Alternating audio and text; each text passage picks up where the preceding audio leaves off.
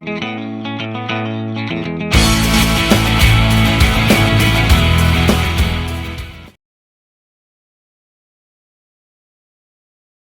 itu ya. Oke, sesuai dengan permintaan dari Bapak Hobri yang terhormat, selaku Kaprodi S2 Pendidikan Matematika, ya. Untuk materi yang kedua, yaitu tentang instrumen assessment, pengembangan instrumen asesmennya, ya. Oke, jadi insya Allah ini masih ada waktu, ya, oke lah 20 menit ya, mudah-mudahan cukup.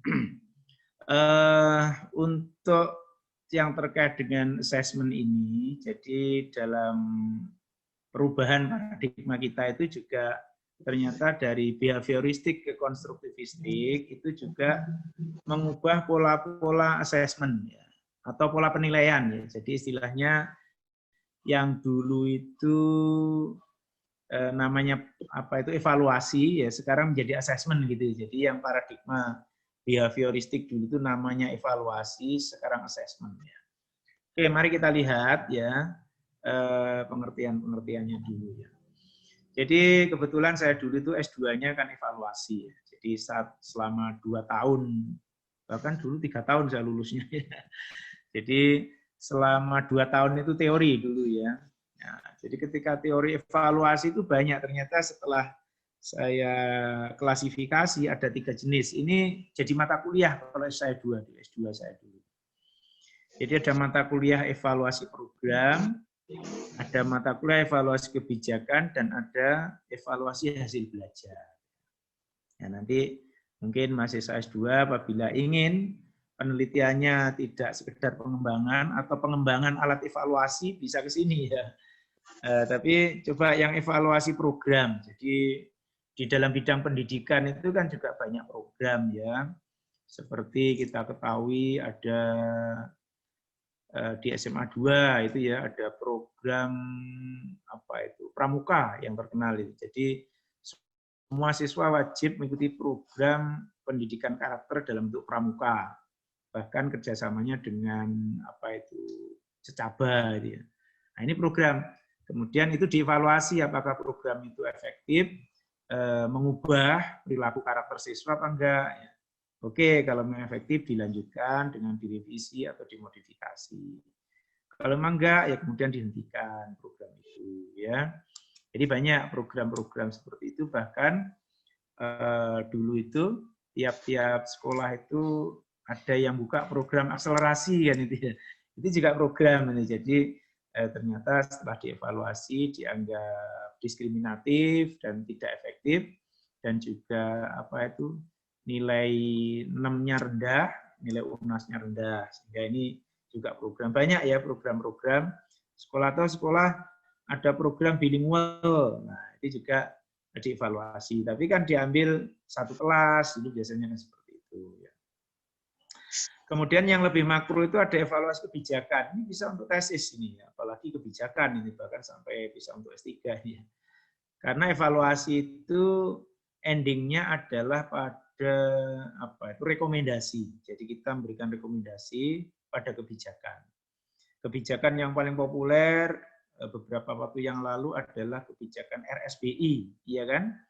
Nah, sehingga begitu ada judicial review ke MK, ya ada masyarakat yang mengajukan keberatan.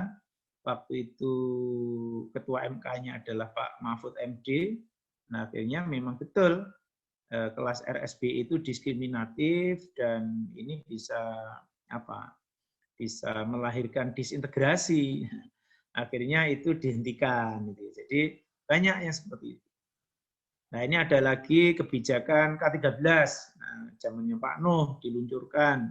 Kemudian zamannya Pak Anies direvisi. Ya, sehingga ada K13 penyempurnaan. Nah, sampai sekarang juga masih tetap berlaku di bawah Menteri Pak Nadiem Makarim. Cuma dimodifikasi menjadi kurikulum Merdeka Belajar. Ya, intinya rohnya tetap K13. Ya. Oke, jadi saya kira itu yang kebijakan-kebijakan masih banyak lagi nanti yang bisa dievaluasi. Tapi dalam hal ini nanti terkait dengan kita di FKIP, mungkin yang paling banyak dibahas itu pada evaluasi hasil belajar. Nah, itulah yang nanti akan melahirkan konsep asesmen. Kenapa begitu? Ya, ini kita pakai standar asesmen pembelajaran itu dari Permen Ristekdiki ya. Jadi sekarang konsepnya asesmen, karena kalau evaluasi itu yang dilihat dulu itu hanya hasil belajar, yaitu dalam bentuk tes itu. Nah, tapi kalau asesmen itu yang dilihat tidak hanya hasil belajar, tapi juga proses pembelajarannya. Ya, jadi ada prosesnya. Jadi dalam kelas itu kan yang dilihat tidak hanya hasil tesnya, tapi selama proses tadi, seperti tadi sudah kita kenalkan, misalkan metodenya adalah problem solving atau problem based learning. Di situ siswa kan ada kesempatan diskusi. Nah, ketika siswa diskusi itulah kita amati. Nah, itu namanya asesmen kinerja. Kinerja siswa itu kita amati. Kemudian ketika diskusi, mereka juga presentasi. Nah, presentasi juga asesmen kinerja. Ketika diskusi, mereka ada sikap, saling menghormati di hadapan temannya, tanggung jawabnya, kedisiplinannya. Oh, berarti pakai asesmen sikap. Jadi kan kita akhirnya punya beberapa rubrik kan itu ya. Dari hasil diskusi tadi mungkin siswa masing-masing disuruh mereview atau menjawab pertanyaan. Nah, kalau mereview berarti produk kan itu ya. Nah, berarti ada asesmen produk. Nah, kemudian setiap kali siswa diskusi harus siswa menjawab pertanyaan, mungkin ada kuis. Jadi kuis-kuis yang kita kumpulkan itu namanya asesmen portofolio. Nah, berarti dari situ kan sudah ada 4 jenis asesmen tadi ya. Ada asesmen portofolio, yaitu hasil-hasil tugas-tugas siswa tadi, kuis-kuis yang kita kumpulkan. Ada asesmen kinerja, yaitu partisipasi siswa di dalam proses pembelajaran yang kita peroleh dengan cara observasi atau pengamatan di kelas. Kemudian ada asesmen sikap yang juga menunjukkan ini semangat bekerja sama di dalam kelompoknya. Yang terakhir yaitu asesmen produk, di mana mereka dalam setiap diskusi kemudian mereview dan menghasilkan produk. Itulah yang kita nilai ya. Nah, bahkan di samping itu nanti ada tugas besar yang mungkin siswa melaporkan hasil pengamatannya selama 3 bulan atau selama 2 bulan. Itu namanya asesmen proyek. Ya. Jadi itu ya gampangannya. Akhirnya yang proses kan banyak. Ada 5 tadi ya.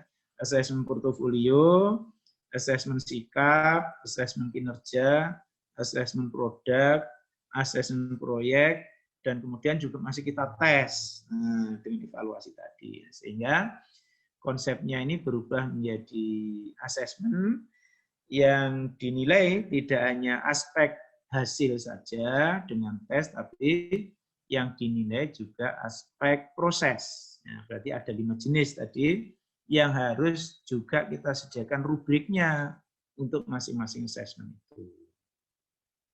Sehingga asesmen proses itu lebih dikenal kalau dalam literatur yaitu dengan authentic assessment. Nah, karena itu lebih otentik.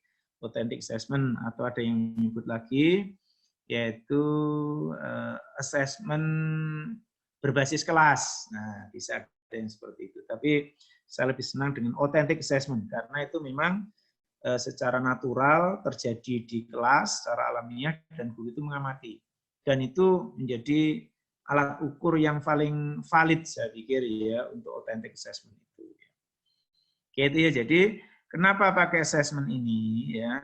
Karena assessment itu melihat proses dan hasil tadi ya dalam rangka untuk mengetahui capaian pembelajaran. Nah, capaian pembelajarannya di mana ya. Nah, sehingga kalau kita sudah mengkompilasi hasilnya tadi ya untuk assessment untuk mengetahui mereka itu termasuk tercapai atau belum, itu kemudian kita kaitkan dengan kriteria minimalnya. Nah, kalau di sekolah sekarang kan ada yang disebut dengan KKM ya, atau yang disebut dengan SKM ya, atau ada yang disebut dengan ya kriteria ketuntasan lah istilahnya. Itu ya untuk di sekolah. Nah, sehingga ini sifatnya individual, sehingga kalau ada individu itu sudah tercapai ya sudah dianggap selesai. berarti yang diperlukan hanya pengayaan. Tapi bagi yang belum tercapai harus diremedial sampai mereka tercapai ketuntasan. Jadi guru yang baik itu guru yang meluluskan semuanya, ya. Jadi bukan guru yang tidak meluluskan siswanya. Wah, berarti ini guru hebat. Apa Pak indikatornya? Mereka tidak meluluskan siswanya. Berarti itu guru itu tidak paham tentang konsep assessment, ya. Nah, maka dari itu kalau saya mengajar ya untuk S2 nilai ya A, B sama A, ya. Nah, kemudian untuk S1 ya B, beberapa A, B dan A kan itu ya. Setuju apa enggak ini kalau S2 nilainya A semua ini? Setuju ya. Nah, kan enak membahagiakan orang itu insya Allah berpahala ya. Dapat pahala, Pak. Nah, jadi konsepnya seperti itu. Oke, jadi itu mungkin pesan ke Pak Obri juga begitu ya. Oke, ini karena ini adalah teman-teman matematika, mungkin sebelum ke slide yang terakhir nanti agak cepat ini ya. Untuk bisa assessment itu memang harus melalui 2 langkah tadi ya. Jadi yang pertama pada umumnya kita itu harus mengukur ya. Jadi mengukur itu membandingkan pengamatan dengan kriteria yang sifatnya itu memang kuantitatif yang mengukur. Ya menilai itu mengukur. Jadi karena kita orang matematik mungkin perlu saya sampaikan ini. Sehingga sebagai ilustrasi itu kita tuh sehari-hari sebenarnya berhadapan dengan evaluasi. Jadi misalkan kita ingin membeli membeli jeruk, mangga itu kan selalu kita timbang ini. Berarti alat ukur ini kan timbangan. Atau kalau tidak ditimbang, berarti kan kita memilih yang paling gede, ya kan? Wah ini jeruk Ya, yang paling gede, ya mangga yang paling gede, timun juga yang gede. Kalau harganya sama kan milih yang gede ya. Nah, itu berarti kita waras itu. Artinya secara kuantitatif kita pasti memilih yang itu. Yang pertama-tama adalah kita pasti akan mengukur. Misalkan kita ingin membeli kayu, gitu. Pasti kayu yang ukurannya paling panjang. Kalau kayu ukurannya nggak sama, kita akan mengukur kayu yang paling panjang, itulah yang kita ambil. Atau bisa kita timbang yang paling berat timbangannya itu yang kita ambil. Normalnya kan begitu ya untuk barang-barang seperti itu ya. Mungkin kita beli beras ada kiloan-kiloan, nah itu kita, ini kok timbangannya nggak sama ini kayaknya beratnya. Saya milih yang paling banyak, oh ini 5 kilo ternyata ada yang 6 kilo ya. Kita pasti milih yang 6 kilo. Nah, ini ibu-ibu biasanya kan begitu ya. Ya, betul Pak. Yang pertama-tama mengukur itu ya, termasuk memilih suami dulu kan diukur ya. Iya. Maksudnya diukur itu gajinya berapa, warisannya berapa kan begitu ya. Maka dari itu kalau mau cari suami atau cari menantu nanti harus dilihat matanya dulu Bu ya. Ngerti maksudnya ya? Iya. Nah, maksudnya mata pencahariannya. Jadi itu nanti apa mata pencahariannya, gajinya berapa. Dan juga lihatlah kepribadiannya. Nah, maksudnya deposito pribadinya, mobil pribadinya, gitu ya, rumah pribadinya, gitu ya. Nah, itu mengukur kan itu. Maksud saya kita ingin menunjukkan ukuran-ukuran kuantitatif dan sekarang itu memang menjadi standar manusia modern katakanlah kan itu ya. Yang paling lazim 90% itu kita mengukur. Nah, itu kuantitatif ya. Tapi jangan lupa ada 10% yang sifatnya kualitatif ya. Jadi menjelaskan hasil pengukuran yang sifatnya kualitatif. Nah, kualitatif itu yang seperti apa? Menilai. Nah, misalkan kalau seorang laki-laki mau cari istri, itu kira-kira apa? Kira-kira mau kita ukur berat badannya atau kelangsingannya? Nah, ini kan sudah agak beda lagi kan itu. Jadi tentunya kan yang tidak paling berat kan itu ya. Ya, mungkin yang semampai lah gitu. Jadi ini kan sudah kualitatif kalau seperti itu ya. Nah, jadi sudah penilaian kualitatif. Misalkan Bu Hari, di mana rumahnya Bu Hari? Balung, Pak. Di perumahan apa di kampung? Oh, di kampung. Oh, di kampung. Ada yang berumah di perumahan ini? Bu, siapa ini? Mas Rizky. Oh, unmute Mas. Nah, di mana Mas? Oh, nggak dengar ini ya. Kok nggak keluar suaranya ya?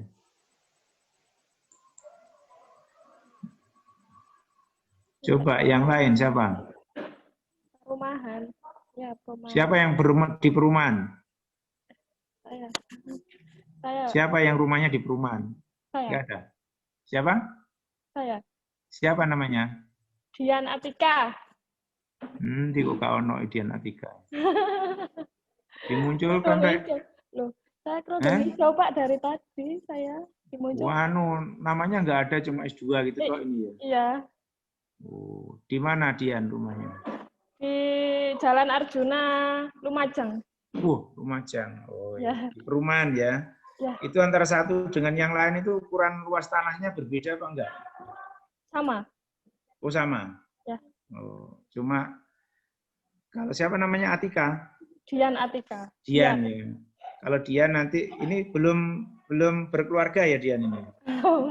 Ya nanti kalau berkeluarga kira-kira memilih rumah kalau di perumahan itu mengambil rumah yang menghadap kemana? Masih belum tahu. Oh, belum tahu. Ya gambarannya lah ke timur kayak menghadap matahari atau ke barat menghadap kiblat atau apa gitu. Ya, menghadap utara. Oh, menghadap utara. Ya, itu ya. Jadi ini kan sudah pilihan, itu kan kualitatif ya. Oke, saya dulu punya di Banyuwangi itu punya dukun itu ya. Bapak saya itu beritahu pokoknya kamu dan anak-anakmu kalau punya rumah harus menghadap ke utara. Nah, kayaknya bapak saya rumahnya ke utara, kakak-kakak saya itu padahal di barat jalan, seharusnya kan menghadap ke timur ya. Akhirnya dihadapkan ke utara juga rumahnya, karena hong shui-nya katanya di situ ya. Ini paham-paham lama di situ. Jadi sampai sekarang itu anak cucunya rumahnya dihadapkan ke utara semua. Ya, karena masih terkonstruksi tadi ya dengan paradigma lama. Jadi kan kualitatif itu ya. Ya, padahal rumah itu yang benar bukan menghadap ke utara, barat, dan timur. Ya, menghadap ke jalan kan itu yang benar. Ya betul. Ya, menghadap ke jalan. Menghadap ke jalan ya. Ini kan jangan sampai salah kan itu ya. Jadi kan akhirnya kan dipaksa-paksa itu ya. Oke, itu kualitatif ya. Nah, sehingga kalau kualitatif itu sudah ada pertimbangan subjektif. Ya, tadi kalau yang kuantitatif tadi kan pertimbangannya objektif kan itu. Jadi semua orang memilih itu objektif. Artinya uang itu ya 100.000 dengan 50.000 itu ya berbeda. Yang 50.000 itu adalah setengah kali lipat dibandingkan dengan 100.000 kan begitu ya. Nah, beda. Itu namanya kuantitatif sudah yang seperti itu. Kuantitatif. Tapi yang kualitatif kan beda-beda. Maka dari itu kira-kira yang menyebabkan dunia ini gegeran atau konflik itu karena paham kuantitatif atau paham kualitatif kira-kira? Kualitatif. Apa? Yang menyebabkan dunia berkonflik itu karena paham kuantitatif apa kualitatif? Kualitatif. Nah, baru. Kuantitatif. Kuanti, Pak. Kuanti. Kuanti kan ya. Kalau kualitatif kan beda-beda. Iya kan? Ya sudah, kamu milih yang ini, saya milih yang itu kan preferensinya beda. Yang menyebabkan konflik itu kan karena kuantitatif tadi, karena sama-sama memilih itu. Akhirnya kan diperebutkan kan itu ya ini. Jadi orang matematika itu berkontribusi pada konflik yang terjadi di tanah air. Karena bicaranya angka terus kan itu.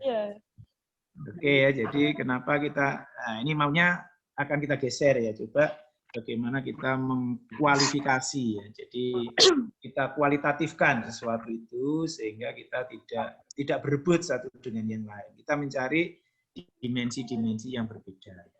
Oke ya, akhirnya setelah pengukuran baru penilaian ya, dinilai baru kita mengambil keputusan. Ya kayak ginilah contohnya ketika kita mau merekrutmen karyawan, misalkan Anda sebagai pengusaha nanti gitu ya.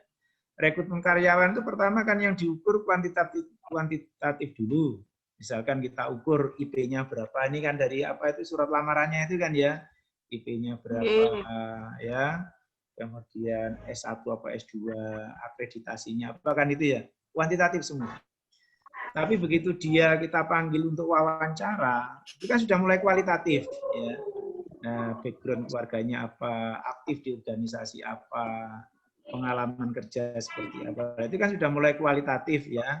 Kalau mereka tidak bermasalah, apalagi mereka jujur ya misalkan, itu kan indeks-indeks itu kan bisa jadi pertimbangan. Akhirnya itu sebagai bahan kita untuk mengevaluasi atau menetapkan skor atau menjustifikasi, judgment istilahnya. Oh, saya pilih yang ini gitu ya. Nah, ini juga cocok ini dalam rangka untuk memilih calon suami atau calon istri nanti. Jadi pertimbangan pengukuran dulu, dinilai, baru diputuskan ya. Oke ya.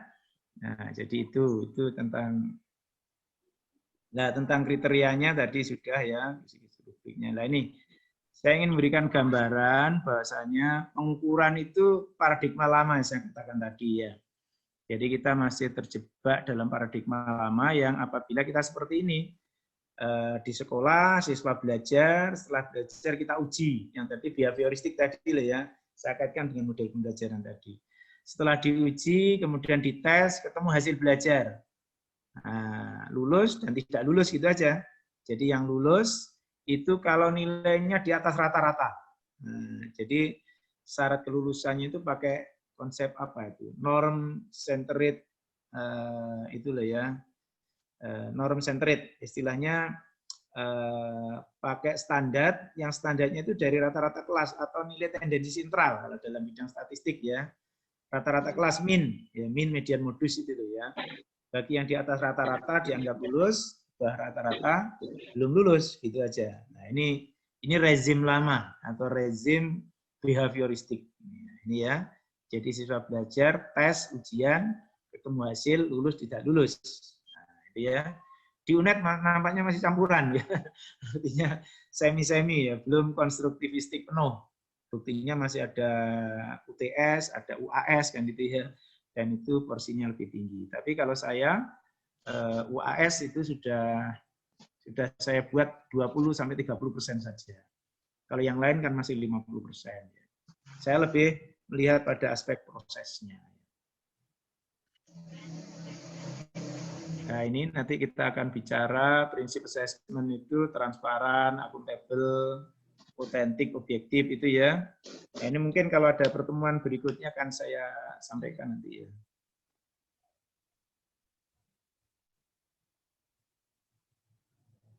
Ini konsep-konsep di UNED aja, yang menjelaskan di UNED nanti kan bisa tahu ya. Kalau transparan itu di UNED itu kan sudah akses ya, sister UNED Asia ID itu transparan. Jadi siapapun bisa melihat ya. Mahasiswa, orang tua, pejabat yang berwenang ya, semuanya apa itu pemangku kepentingan itu bisa melihat semua. Itu namanya transparan. Yang akuntabel ya, kita kan sudah ada kontrak perkuliahan ya, yang bisa dibaca di e-learning, pertemuan pertama sampai terakhir itu apa. Nah, kita sudah dari semua, dan setiap dosen juga sudah mengupload kontrak kuliah, mengupload silabusnya, ya materi-materi perkuliahan, itu sudah ada di e-learning semua. Ketika itu sudah ada di sana, berarti sudah akuntabel kita ya. Otentik ya. Nah, kita betul-betul inginnya yang otentik tadi harapannya loh ya, sehingga nanti ini kita beri kesempatan kalau ada mahasiswa merasa mampu kemudian dinilai B ya silakan komplain ya. Kalau perlu diuji lagi Pak, ke Pak Hobri biasanya, Pak saya mau ujian lisan Pak. Nah, Pak Hobri senang kalau itu, jadi minta diuji lisan ya. Kalau Anda diuji lisan berarti Anda ada keberanian, dan dari situlah otentik, berarti dosen COVID, jangan ujian lisan. Halo?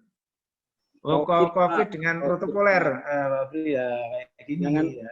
Bukan, jangan ujian lisan. Ya, lisan kalau sendiri di dalam kelas kan nggak apa-apa, di ruang kaprodi. COVID itu yang nggak boleh kumpul lebih dari 10 orang. Nah, saya beri penjelasan kualitatifnya. Berarti kalau 2 orang kan boleh. Nah, bahkan sunnah itu nanti hukumnya. Oke, yang terakhir objektif. Jadi harapannya memang bebas dari pengaruh subjektivitas, sehingga nanti kalaupun toh ada soal, bukan lagi soal pilihan ganda, tapi sudah soal yang sifatnya uraian atau soal yang sifatnya IC. Oke, saya kira itu Pak Albri ya. Kesempatan kali ini, mohon maaf jam Nggih. 9 kami harus menuju. Siap.